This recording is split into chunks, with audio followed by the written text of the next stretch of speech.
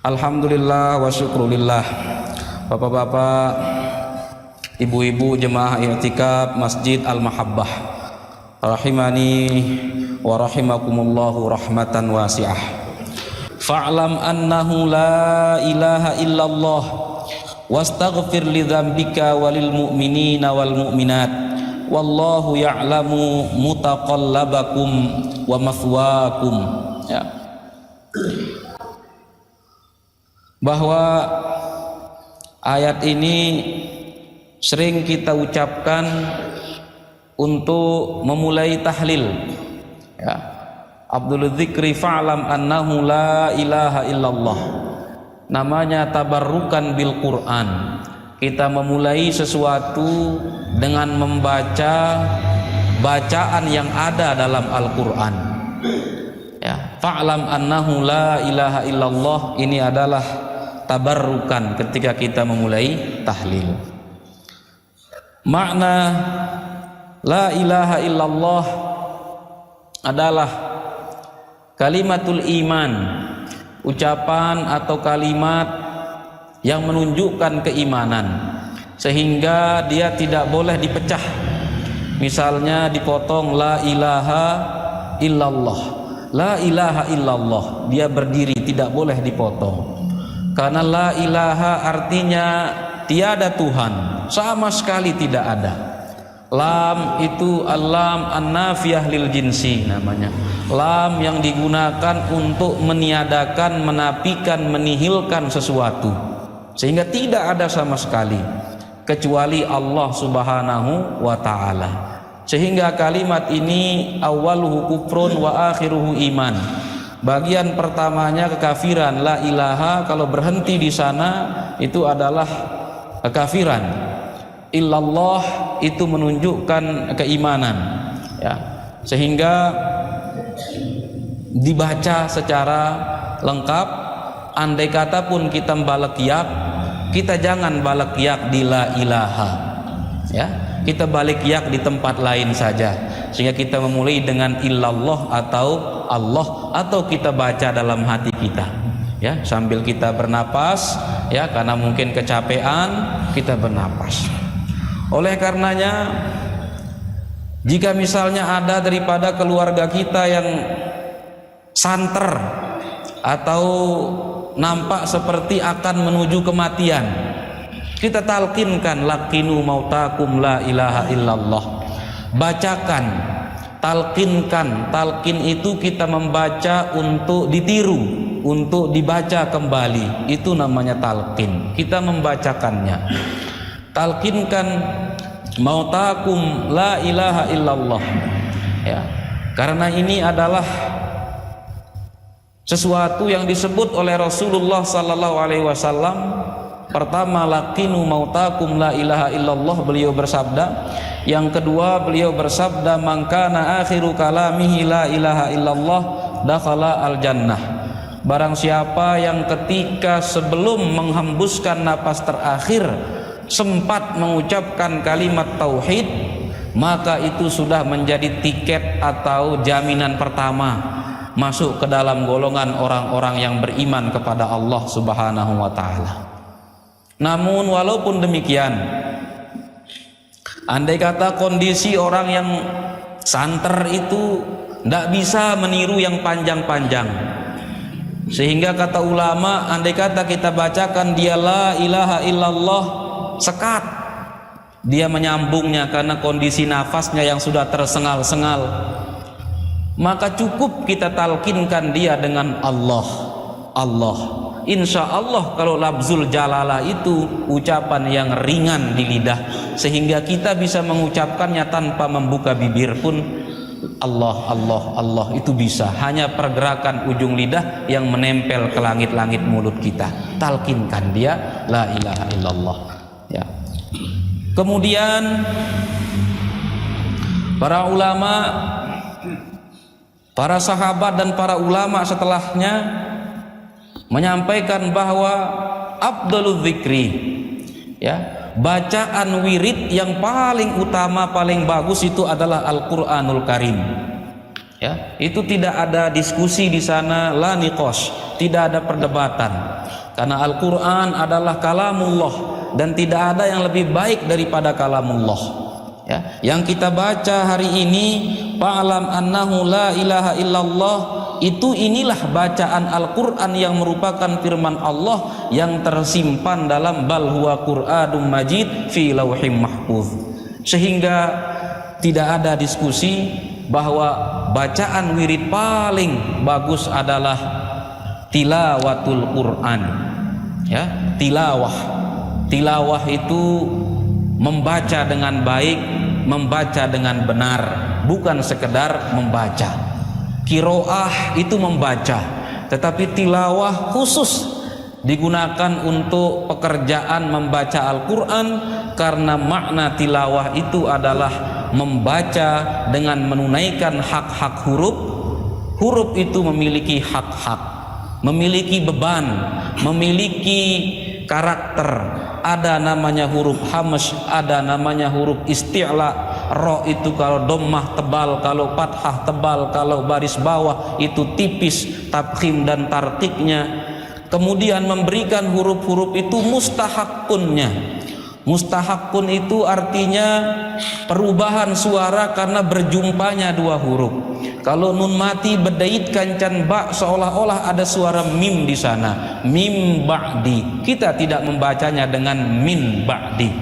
Kalau nun mati misalnya betempoh kancan ha, ya, yang diucapkan di pangkal tenggorokan, dia harus izhar jelas, bukan minha khalaqnakum, tidak, tapi minha khalaqnakum. Itu namanya mustahak huruf-huruf, itulah namanya tilawah. Yang kemudian menjadi diskusi dan pembicaraan para ulama, manakah yang afdalul dzikri ba'da tilawatil Quran? Ya.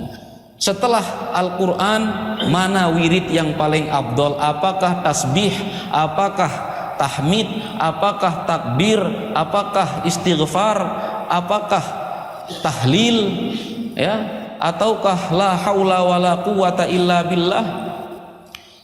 Disinilah ulama, sementara ulama mengatakan lafaz wirid yang paling afdal adalah la ilaha illallah, ya, apalagi kalau disambung dengan la ilaha illallah wahdahu la syarikalah lahul mulku wa lahul hamdu wa huwa ala kulli syai'in qadir.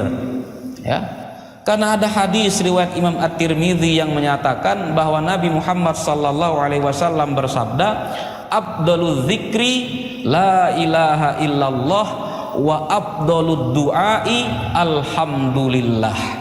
So abdul zikir yang kita baca adalah tahlil la ilaha illallah. Ya, dari sini ulama menyatakan tahlil itu adalah afdalul zikri. Sehingga juga kita meniru hadis ini untuk menyemula zikir kita dengan misalnya menyatakan afdalul zikri la ilaha illallah, atau kita tiru Al-Quran tabarrukan dengan Quran afdalul zikri fa'lam annahu la ilaha illallah. Ini al-amru wasi'. Kita mau afdalul zikri fa'lam annahu atau afdalul zikri langsung la ilaha illallah, silahkan, ya. Wa afdalud du'ai alhamdulillah. Doa yang paling bagus, doa yang paling afdal, sabda Rasulullah sallallahu alaihi wasallam bukanlah Allahumma gfirli, tetapi apa? Alhamdulillah. Nabi yang memberitahu. Ulama kemudian menjelaskan maksudnya. Alhamdulillah menjadi afdalud du'a karena alhamdu itu min anwa'is syukri. Mengucapkan alhamdulillah itu adalah salah satu jenis atau salah satu model cara kita bersyukur, ya. Model pertama dari kesyukuran kita terhadap nikmat Allah adalah mengucapkan alhamdulillah. Dan kesyukuran itu dijanjikan oleh Allah untuk diberi tambahan nikmat. La in syakartum la azidannakum. Maka yang menarik nikmat Allah adalah kesyukuran, dan salah satu model pertama dari kesyukuran adalah mengucapkan alhamdulillah maka wajar Nabi menyampaikan dalam sabdanya, wa afdalud doai alhamdulillah. Salah satu doa yang paling afdol adalah bersyukur kepada Allah, dan model pertama dari bersyukur itu adalah mengucapkan alhamdulillah. Namun di samping itu ada juga ulama-ulama kita, berdasarkan sabda-sabda Rasulullah sallallahu alaihi wasallam yang lain, Nabi mengajarkan kita kalau bersujud atau ruku bacalah tasbih, ya. Kalau kemudian dalam melihat sesuatu yang menakjubkan, yang enak, ucapkanlah masya Allah. Ketika melihat sesuatu kejadian yang aneh, ucapkanlah subhanallah, ya. Maka kata ulama, afdalul zikri, wirid yang paling afdol adalah yang sesuai dengan situasinya. Maka misalnya ketika ruku dan sujud bukan tahlil yang afdol, tetapi membaca tasbih dengan segala ragam model tasbihnya, ya. Misalnya subhanallah, subhana rabbiyal azimi, atau bacaan-bacaan tasbih dalam ruku dan sujud yang lain, subuhun kudus misalnya, itu semua tasbih. Maka ketika ruku adalah afdalul zikrinya tasbih, ketika sujud afdalul zikrinya adalah tasbih. Maka wirid yang paling afdol, zikir yang paling afdol, kata sebagian ulama, yang sesuai dengan situasi yang dituntun dan diajarkan kita oleh Rasulullah sallallahu alaihi wasallam. Fa'lam annahu la ilaha illallah. Fa'lam, ketahuilah. Dan yang diminta untuk ketahuilah ini siapa? Ya. Fa'lam, ketahuilah engkau ini siapa? Yang pertama yang dimaksudkan objek daripada fa'lam, ketahuilah engkau, adalah yang pertama Nabi Muhammad sallallahu alaihi wasallam, ya. Ketahuilah wahai Nabi, annahu, bahwa sesungguhnya Allah, bahwa sesungguhnya Dia tiada Tuhan selain Allah.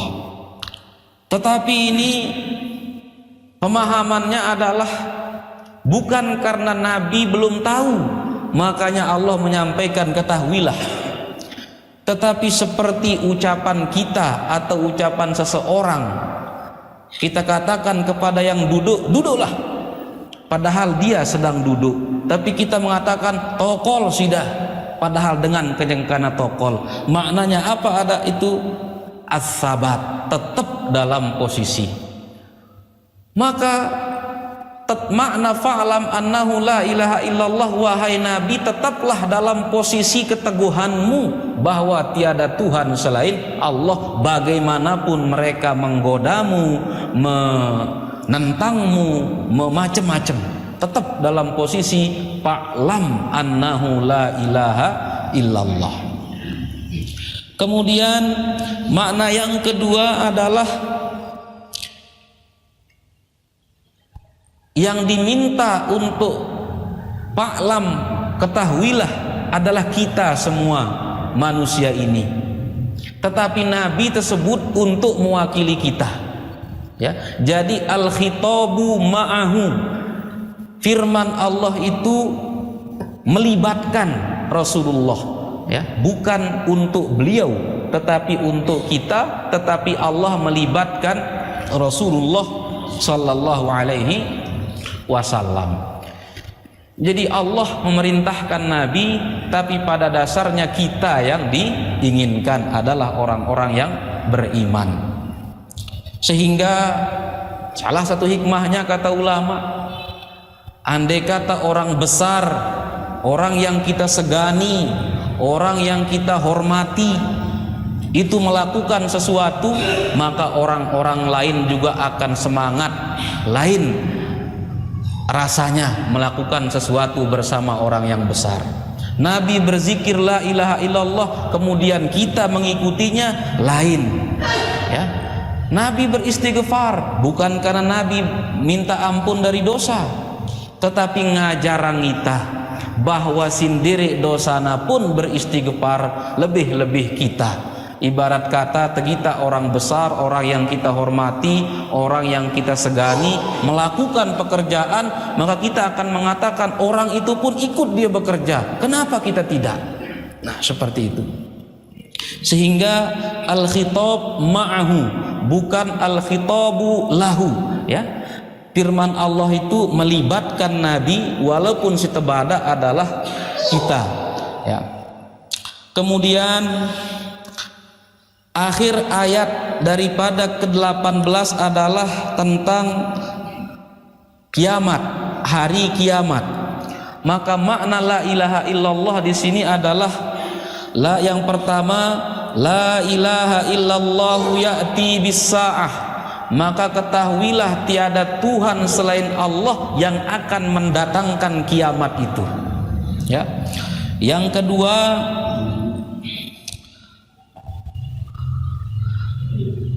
dalam ayat sebelumnya disebut faqad jaa asyratuha, tanda-tanda dari kiamat itu sudah datang, ya. Maka kita mungkin akan bertanya sebagaimana orang-orang dulu bertanya kepada Nabi, ya. Yas'alunaka 'anis sa'ah, mereka bertanya kepadamu tentang kapan kiamat, kapan datang kiamat itu, ya. Maka fa'lam annahu la ilaha illallah, ketahuilah tiada Tuhan selain Allah yang mengetahuinya. Fala tastaghil bihi wastaghil bima alaika, jangan kita sibukkan diri mencari tahu piran kiamat, jangan kita merepotkan diri kita membaca tanda-tanda untuk mengira dan memprediksi kapan kiamat. La tastaghil bihi, la tastaghil biyaumil qiyamah, jangan sibukkan diri dengan kapan hari kiamat, mencari-cari tandanya macam-macam, tetapi wastagil bima alaika, sibukkanlah diri dengan kewajiban dan persiapan kita menyambut hari kiamat. Kalau sudah siap, kapan-kapan datangnya? Kalau sudah siap, kapan-kapan datangnya? Wastagil bima alaika minal istighfar, sibukkanlah diri dengan istighfar karena itu kewajiban kita. Wa kun fi ayyi waqtin musta'iddan liliqaiha, dan jadilah orang yang siap menyiapkan diri kapan-kapan kita akan menjumpainya, ya. La tastagil bihi, karena yang mengetahuinya adalah Allah Subhanahu wa taala. Atau fa'lam annahu la ilaha illallah, ketahuilah bahwa tiada Tuhan selain Allah yanfa'uka, yang akan memberikanmu manfaat dan faedah. Tidak ada yang lain yang bisa memberikan kita manfaat kecuali atas izin Allah Subhanahu wa taala. Dalam sebuah hadis Nabi mengajarkan, wa'lam annal ummata lau ijtama'at ala an yanfa'uka bi syai'in lam yanfa'uka bi syai'in illa ma qad katabahu Allahu laka, bahwa jika seluruh umat ini bersatu, seluruh manusia ini bekerja sama untuk memberikan manfaat kepadamu, maka manfaat yang sampai kepadamu itu sampai kepadamu karena izin Allah Subhanahu wa taala. Begitu pula lau ijtama'atil ummah ala ayyadurruka bi syai'in lam yadurruka bi syai'in illa ma qad katabahu Allahu 'alaika. Kalau seluruh manusia bekerja sama, bersatu untuk memberikan mudarat keburukan kepada kita, keburukan itu tidak sampai kepada kita kecuali atas izin Allah Subhanahu wa taala, ya. Kita mendapatkan manfaat walaupun orang lain yang jalannya dari mana, dari orang lain, dari macam-macam pekerjaan, memang dia sampai ke kita itu karena izin Allah Subhanahu wa ta'ala. Akan tetapi yang diberi hukum adalah cara kita mendapatkannya, bukan sampainya. Cara kita yang diberikan hukum halal, hukum haram oleh Allah, ndik sampainya. Sehingga kata ulama, al-malul haram rezeki yang didapatkan secara haram, harta yang didapatkan secara haram dan dimakan, diminum oleh orangnya, itu juga dari Allah. Semua yang sampai ke kita itu atas izin Allah. Bukan itu masalahnya. Masalahnya adalah ngumbe angkunna ampuna sampai. Apakah melalui jalan yang boleh, jalan yang halal, jalan yang benar, ataukah dari jalan yang salah? Harta yang haram pun termasuk rezeki dari Allah, akan tetapi bukan itu masalahnya. Masalahnya adalah ngumbe jalannya. Bagaimana jalannya? Itu makna la ilaha illallah pada ayat ini, sesuai dengan ayat sebelumnya. Wastaghfir li dzambika. Ini juga sama dengan fa'lam, ya. Kalau yang diminta istighfar adalah Nabi, karena beristighfarlah untuk dzambunmu, untuk dosa dan kesalahanmu. Kalau yang diperintahkan istighfar adalah Nabi Muhammad sallallahu alaihi wasallam, ini tidak mungkin, karena Nabi itu sudah maksum, ya.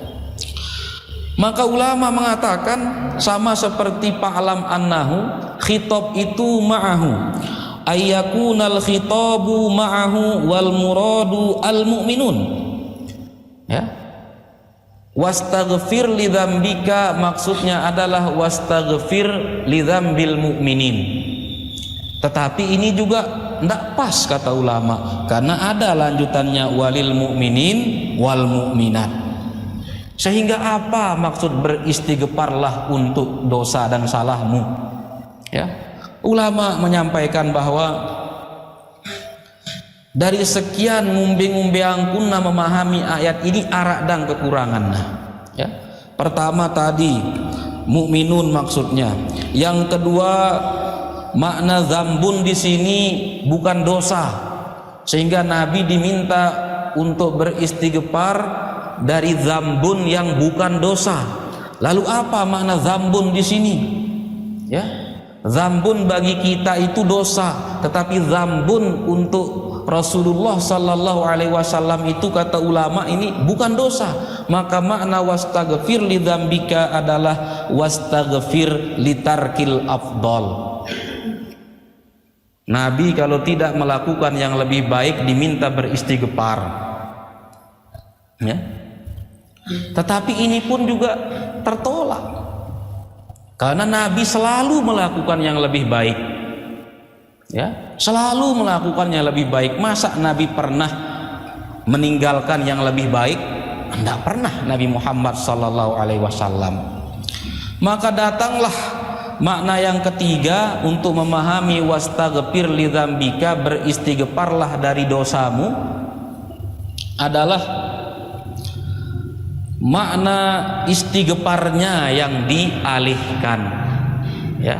Yang pertama tadi cara memahaminya adalah kalimat itu ditujukan untuk kita walaupun melibatkan Nabi.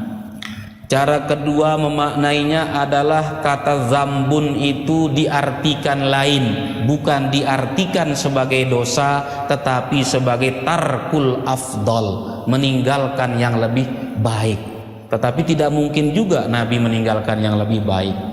Maka cara ulama munengenoja wastaghfirni, kita wastaghfir ini yang kita coba cari maknanya. Jangan-jangan istighfar itu bukan hanya untuk dosa tetapi untuk yang lain katanya. Karena makna istighfar boleh jadi adalah taufiqul amal al-hasan wajtinabul amali as-sayyi'i. Istighfar itu adalah taufik, kekuatan untuk melakukan amal baik dan kekuatan untuk menghindarkan diri dari pekerjaan yang tidak baik. Sehingga al-istighfar, makna istighfar itu adalah tolabul maghfirah. Istaghfara yastaghfiru artinya memohon, meminta maghfirah. Dan gufron, ampunan itu maknanya adalah as-satru alal qabih, ya, Sering kita sebut bahwa salah satu makna ghafara itu adalah kesalahan kita ditutupi, mastur, ditutupi. Waman usima, dan barang siapa yang dilindungi oleh Allah, diberikan ismah, faqad sutira alaihi qabaihu al-hawa, dan orang yang dilindungi maknanya adalah dia tertutup daripada keburukan-keburukan dosa, baik yang datang dari hawa nafsu maupun yang datang dari godaan setan. Ya.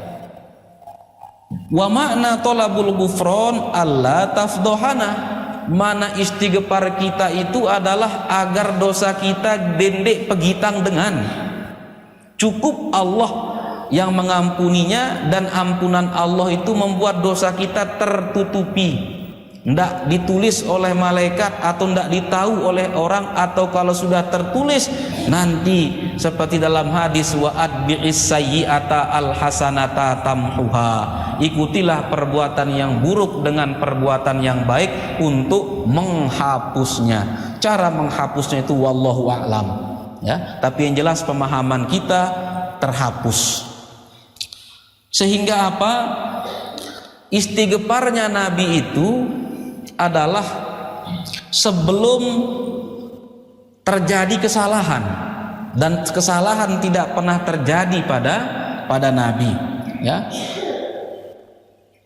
Tapi kalau kita istighfar kita setelah terjadi kesalahan, karena kesalahan itu mungkin dan selalu terjadi dari kita. Nabi astaghfirullah mengucapkan istighfar, kita juga mengucapkan istighfar, tapi istighfarnya Nabi itu untuk maksum, ismah, ya, diberikan perlindungan oleh Allah. Kalau kita istighfar kita untuk dosa yang sudah terjadi, sehingga wastaghfir li dzambika adalah dengan makna seperti itu. Istighfarnya Nabi itu bukan meminta ampun dari dosa, karena dosa tidak pernah terjadi dari beliau, tetapi agar untuk bersyukur atas ismah, atas perlindungan, atas kemaksuman beliau dari dosa dan salah. Kalau istighfar kita itu kita ngendeng ampun tipa Allah Subhanahu wa taala atas dosa dan kesalahan. Ini wastaghfir li dzambika walil mu'minin wal mu'minat, ya. Ini yang kita tiru, sehingga kalau misalnya salah satu rukun Jumat itu doa kepada mukminin dan mukminat, walaupun boleh sih dengan bahasa yang lain, tidak mesti harus Allahumma ghafir lil muslimina wal muslimat wal mu'minina wal mu'minat. Tetapi karena itu sudah menjadi kebiasaan kita di sini, dan itu membuat angan makmum jadi sopo, ya sudah kita pakai. Walaupun boleh dengan bahasa-bahasa yang lain yang menunjukkan makna permohonan dan doa kepada kaum muslimin dan muslimat. Ini yang kita tiru, yaitu apa? Setiap kali kita berdoa, kita mendoakan saudara-saudara kita yang lain, Allahumma ghafir lana misalnya, terus kedua orang tua kita, keluarga kita, anak jari kita, guru-guru kita, orang-orang yang punya hubungan dengan kita, kemudian wali jami'il muslimin wal muslimat, ya. Sehingga apa? Sampai wakaf ini memberikan kita satu gambaran bahwa pertama Nabi itu ada hubungan, apa istilahnya itu, halun ma'allah, ya, ada hal, ada hubungannya, ada situasinya, ada alaqah, ya, relasinya. Pertama dengan Allah, yang kedua wahalun ma'a nafsihi, hubungan antara beliau dengan diri beliau sendiri, wahalun ma'a ghairihi, hubungan antara beliau dengan orang atau dengan kaum-kaum manusia yang lain. Kalau hubungan antara beliau dengan Allah, wallahu a'lam, tidak pernah kita bisa mengetahui secara pas dan tepat bagaimana dekatnya hubungan Rasulullah dengan Allah. Yang jelas Nabi kita Nabi Muhammad sallallahu alaihi wasallam itu asyraful anbiya wal mursalin, ya, semulia-mulia nabi dan rasul. Nabi Isa itu ruhullah katanya, Nabi Ibrahim itu khalilullah gelarnya, Nabi Musa itu kalimullah yang Allah berfirman langsung kepadanya. Tetapi Nabi kita disebut Habibullah, yang dikasihi, yang dicintai oleh Allah. Dan Habibullah itu lebih tinggi daripada kalimullah, daripada ruhullah, daripada khalilullah. Secara jamak-jamak kan ini ita ngeros kancan dengan walaupun dia tedemen le dengannya, ya, ini ita ngeros. Maka Habibullah lebih tinggi daripada sekedar Allah berfirman kepada Nabi Musa. Itu memang sudah tinggi, tetapi wallahu a'lam. Hubungan Rasulullah dengan diri beliau sendiri adalah pastaghfir li dzambika. Nabi juga diminta oleh Allah untuk melakukan amalan-amalan sunat. Bahkan sembahyangnya Nabi itu mungkin lebih, bukan hanya mungkin, ya. Ini kita bilang mungkin karena terkait umur secara jumlah, ya. Karena Nabi berusia 63 tahun, diangkat menjadi Nabi 40 tahun, berarti ada 23 tahun beribadah. Secara jumlah ada manusia yang berumur 80 tahun, katakanlah dia balik daripada 16 tahun, kan puluhan tahun dia beribadah, ya. Secara jumlah sembahyang zuhurna ngenoka. Ibadah paling Nabi itu paling banyak secara kuantitas kualitas, katakan seperti itu. Bahkan bengkak kaki beliau ketika sujud disampaikan. Ini tetap diminta oleh Allah untuk terus beribadah, berzikir, berwirid. Yang ketiga, halun wa amma ma'al mu'minin taghfir lahum watlubil ghufrana lahum minallah. Hubungan antara Nabi dengan orang yang beriman, Nabi Muhammad sallallahu alaihi wasallam diminta oleh Allah untuk berdoa kepada Allah agar kita diampuni, agar kita dijaga, ya, diampuni oleh Allah Subhanahu wa taala. Memang dulu para sahabat ketika Nabi hidup tidak mau mendoakan diri sendiri, kalau ada kesempatan bisa ngendeng tedoang tipa Nabi, ya. Jadi selalu pergi ke Nabi, doakan kami wahai Nabi. Fastaghfara lahumur rasul, langsung Rasulullah mendoakan dia, ya. Rasulullah berdoa kepada Allah untuk orang yang meminta doa tadi, ya. Wallahu ya'lamu mutaqallabakum wa maswaakum. Allah Subhanahu wa taala mengetahui halakum fid dunya wa fil akhirah wa halakum fil laili wan nahar. Semua harokatuna wa sakanatuna, gerak-gerik kita dan diam kita Allah tahu, ya. Baik itu di siang maupun malam, pagi dan petang, Allah Subhanahu wa taala mengetahuinya. Begitu pula hal situasi kita di dunia, Allah mengetahuinya. Situasi kita di akhirat, kemana kita kembali juga Allah sudah mengetahui. Di antara kita ini atau di antara semua manusia yang hidup sekarang ini, Allah sudah tahu si ini walaupun sekarang dia Islam tapi dia neraka besok, kan nanti dia akan murtad misalnya, Allah tahu. Oh, si ini walaupun dia sekarang tidak pacu misalnya, tapi nanti dia akan pacu di masa tuanya, Allah sudah tahu, ya. Kalau berdasarkan ilmu Allah, wallahu ya'lamu mutaqallabakum wa maswaakum, kemana, bagaimana kita di dunia dan di mana rumah kita di akhirat, Allah tahu, ya. Gerak-gerik kita, diam kita, Allah Subhanahu wa taala mengetahuinya. Ini untuk menunjukkan apa? Luasnya dan tidak ada batasnya ilmu Allah, ya. Summa qala ta'ala wa yaqulul ladzina amanu laula nuzzilat surah, ya. Pada ayat sampai ayat ke-19 tadi dan sebelumnya situasi orang kafir, situasi orang beriman, walladzina amanu walladzina tadau zadahum huda, ya kan?